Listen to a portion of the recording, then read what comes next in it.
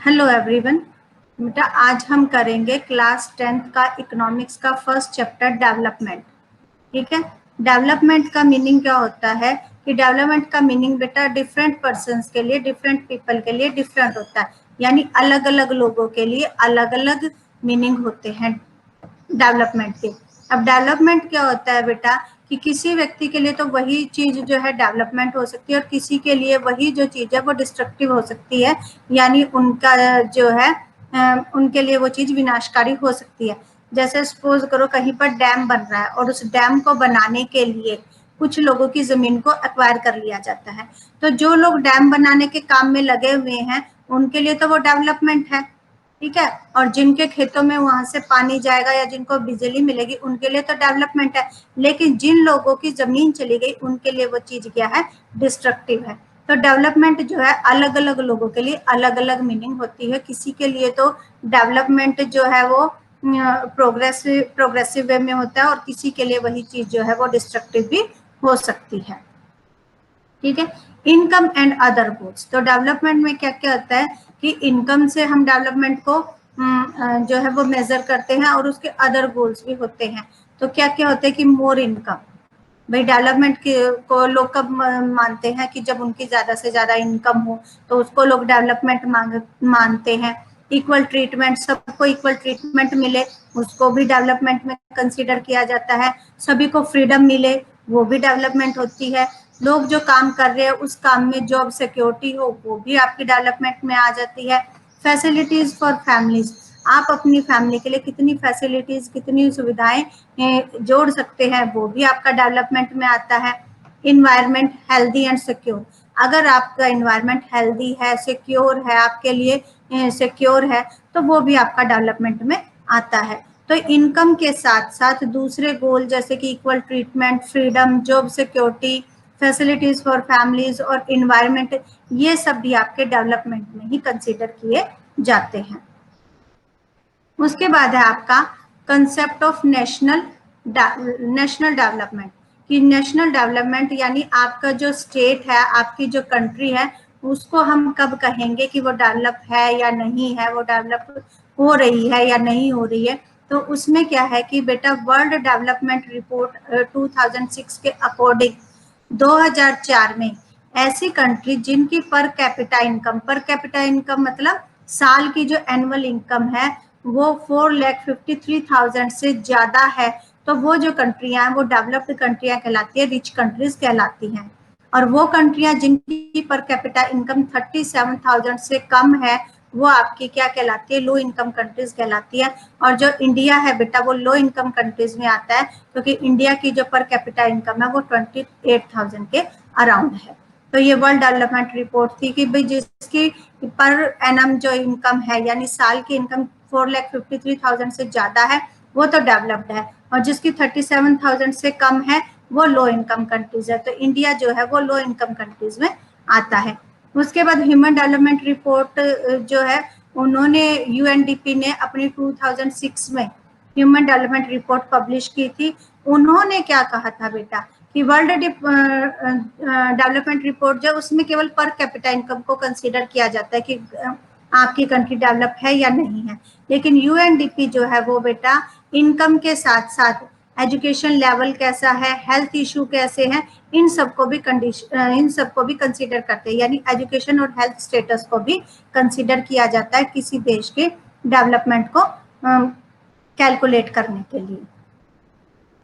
उसके बाद है आपका सस्टेनेबिलिटी, मतलब कि भाई जो आपके जो आप जो डेवलपमेंट कर रहे हैं वो सस्टेनेबल है या नहीं है। ठीक है ना, मतलब जो आपके रिसोर्सेज हैं वो आपकी फ्यूचर जनरेशन के लिए भी बने रहें। आपकी जरूरतें तो पूरी हो लेकिन आपके जो फ्यूचर जनरेशन आएगी उसके लिए भी जो रिसोर्सेज है वो बचे रहें, सस्टेनेबल हो। तब हम कहते हैं कि जो हमारा जो डेवलपमेंट है वो एक राइट दिशा में जा रहा है, एक राइट डायरेक्शन में जा रहा है। अगर हमारे सस्टेनेबिलिटी नहीं है और हम डेवलप कर रहे हैं तो वो डेवलपमेंट नहीं कहलाती है। उसके बाद है सस्टेनेबल डेवलपमेंट। सस्टेनेबल डेवलपमेंट में क्या कंसीडर किया जाता है कि हम विकास करें, हम डेवलपमेंट करें लेकिन अपने आसपास का जो सराउंडिंग है, जो इन्वायरमेंट है, उसको भी डैमेज ना करें।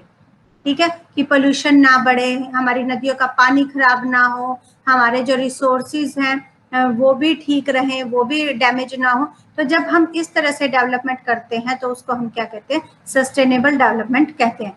यानी सस्टेनेबिलिटी क्या होता है कि हम अपनी जरूरतें पूरा करने के साथ साथ हमारे फ्यूचर जनरेशन का भी ध्यान रखें, उनके लिए भी रिसोर्सेज कम ना हो, इस चीज का ध्यान में रखकर हम अपनी प्रोग्रेस को करें। और सस्टेनेबल डेवलपमेंट क्या होता है कि हम अपने इन्वायरमेंट को डैमेज किए बगैर विकास करें, प्रोग्रेस करें, तो वो आपका क्या कहलाता है, सस्टेनेबल डेवलपमेंट कहलाता है। उसके बाद आपका एक कंसेप्ट आता है एवरेज इनकम का, कि एवरेज इनकम क्या होती है बेटा, एक कंट्री की जो टोटल इनकम होती है, अगर हम उसको टोटल पॉपुलेशन से डिवाइड कर दें तो उसको हम एवरेज इनकम या पर कैपिटा इनकम कहते हैं। तो हमारा जो पर कैपिटा इनकम है उसको कैलकुलेट करने का फॉर्मूला क्या है, total income divide by total population, total income of the country divide by total population of the country. उसके बाद आ जाता है हमारा नेशनल इनकम। नेशनल इनकम में क्या क्या जो है ऐड किया जाता है, किन किन चीजों को शामिल किया जाता है, जितने भी हमारे गुड्स हैं एक कंट्री के अंदर, जितने भी गुड्स एंड सर्विसेज हैं उनको कैलकुलेट करें, उनकी वैल्यू को ऐड करके हम नेशनल इनकम जो है वो निकालते हैं। और जो नेशनल इनकम है बेटा उसमें हमारे फॉरेन से जो इनकम होती है उसको भी ऐड किया जाता है। ठीक है, कि भाई कुछ लोग हमारे जो है साल 2 साल के लिए दूसरे देश में जाते हैं, वहां काम करते हैं, वहां से पैसा अर्न करके अपने देश में आ जाते हैं, फॉरेन करेंसी को लेके आते हैं, तो वो जो इनकम होती है उसको भी ऐड किया जाता है हमारी नेशनल इनकम में। तो नेशनल इनकम हमारी क्या होती है, final goods produce with in the country and income from foreign factors also. तो हमारी कंट्री की जितनी भी इनकम है और जो फॉरेन से जो इनकम आई है उनको अगर हम टोटल कर दे तो वो हमारी नेशनल इनकम कहलाती है। उसके बाद है आपका इन्फेंट मोर्टेलिटी रेट, कि 1000 चिल्ड्रन पर कितने जो बच्चे हैं वो हमारी कंट्री में पैदा हुए हैं या बोर्न हुए हैं, और उन बोर्न चाइल्ड पर 1000 बोर्न चाइल्ड पर कितने चिल्ड्रन जो है उनकी डेथ हो गई है, वो हमारी क्या कहलाती है, इन्फेंट मोर्टेलिटी रेशो, रेट या रेशो कहलाती है।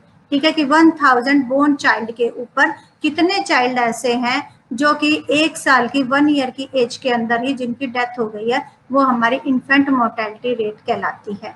उसके बाद है आपका लिटरेसी रेट, साक्षरता दर जिसको हम बोलते हैं, कि हमारे जो 7 साल के एज ग्रुप है, 7 साल से अबव का एज ग्रुप है, उसमें कितने लोग जो हैं 1000 के ऊपर वो पढ़े हुए हैं, वो हमारी लिटरेसी रेट कहलाती है। 7 ईयर की एज से ऊपर कितने लोग जो है वो साक्षर हैं, जो पढ़ लिख सकते हैं, वो हमारी लिटरेसी रेट कहलाती है।